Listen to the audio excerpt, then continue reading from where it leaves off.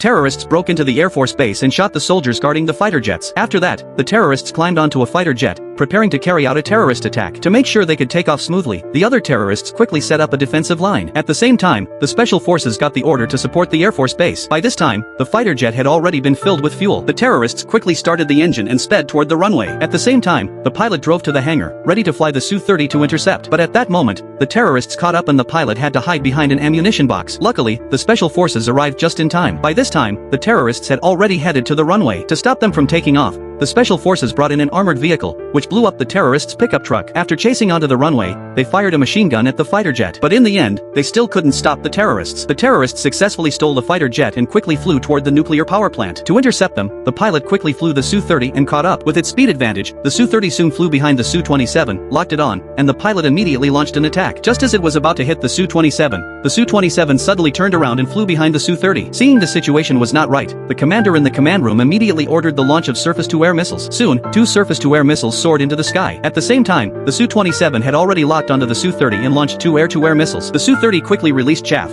but only one was detonated in the end. To shake off the other one, the pilot had to fly the fighter jet in a vertical dive. Just as it was about to be hit, the Su-30 suddenly pulled up vertically at 90 degrees and successfully detonated the other missile. At the same time, the surface-to-air missile finally caught up with the Su-27. But unexpectedly, the terrorists had cracked the friend or foe identification system. After catching up with the Su-27, the missile suddenly turned around and flew away. So the Su-27 decided to drop bombs over a nearby city. The arriving Su-30 had no choice but to fly directly below the Su-27 to prevent the terrorists from dropping the bombs. At the critical moment, the pilot suddenly accelerated and rushed in front of the Su-27, trying to force the terrorists to land with the exhaust from the engine. Unexpectedly, this completely enraged the terrorists. The Su-27 adjusted its angle and fired wildly at the Su-30. But just at that moment, a huge sandstorm swept in. The Su-30 took the opportunity to fly into the sandstorm to avoid the bullets. The Su-27 followed closely, but its engine couldn't hold out for long in the sandstorm. The 2 fighter jets had to make an emergency climb. Soon the Su-27's engine stalled, lost control, and began to descend. The Su-30 took the opportunity to flip over and finally succeeded in destroying the Su-27,